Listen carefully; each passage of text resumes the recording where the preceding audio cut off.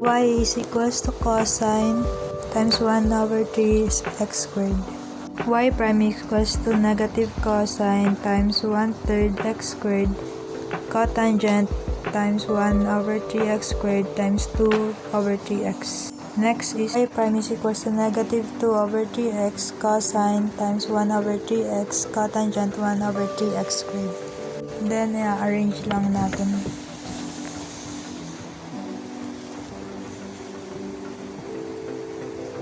Para sa second derivative, we have negative 2 over 3, 1 cosine times 1 over 3x squared, cotangent 1 over 3x squared, plus x cosine 1 over 3x squared, cotangent 1 over 3x squared, times 2 over 3x, cotangent 1 over 3x squared,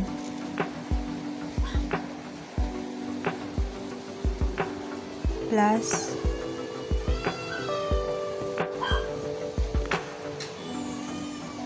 x cosine times 1 over 3x squared times negative cosine squared 1 over 3x squared times 2 over 3x.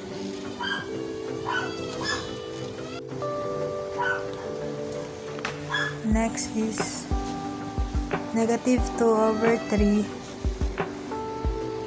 cosine 1 over 3x squared, cotangent 1 over 3x squared,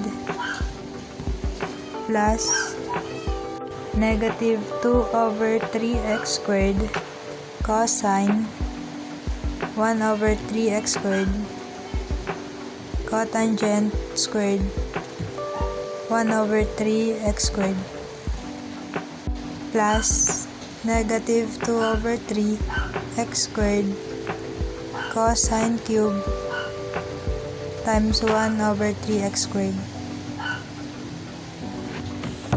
Next is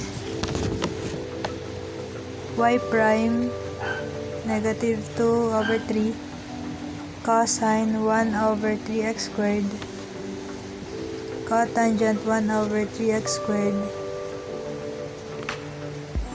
plus negative 2x cosine 1 over 3x squared, cotangent 1 over 3x squared,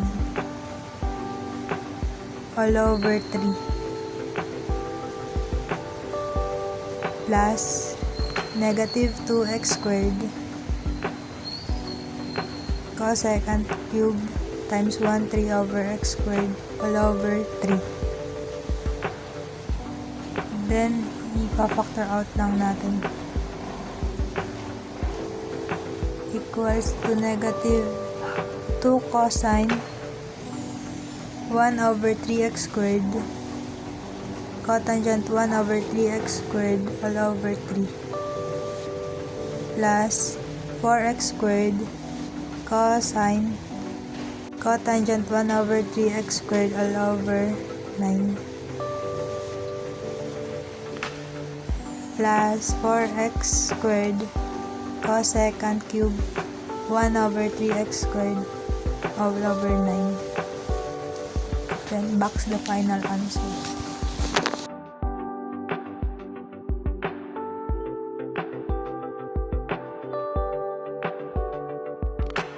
Sin x is equals to cos negative 1 times x over sin xy. We have cos x minus sin xy minus x times cosine xy times cosine xy prime plus y all over sin xy, then all over 1 minus x over sin xy squared. Negative sin xy minus x cos sin xy times x y prime plus y over sin xy squared all over square root of 1 minus x over sine xy squared. Cos x equals to negative sine xy minus x squared y prime cosine xy minus xy cosine xy over sine xy squared times square root of 1 minus x over sine xy squared. Then transpose cosine x times sine xy squared times 1 over x over sine xy squared equals to negative sine xy minus x y prime cos xy minus xy cosine xy. The next is magiging x squared y prime cosine xy equals to negative sine xy minus xy cosine xy minus cosine x times sine xy squared times square root of 1 minus x over sine xy squared. Then di-divide natin siya para matira yung y prime. Divided by x squared cosine xy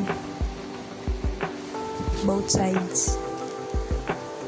Then ang magiging sagot niya is y prime equals to negative sine xy minus xy cosine xy minus cos x times sine xy squared times square root of 1 minus x over sine xy cube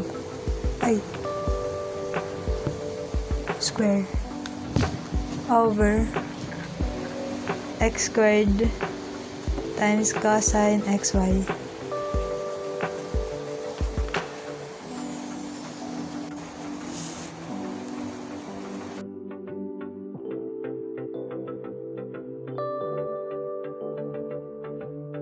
v is equals to tan h minus 1 times ex plus 1. 1 over 1 minus ex plus 1 squared times d times ex plus 1.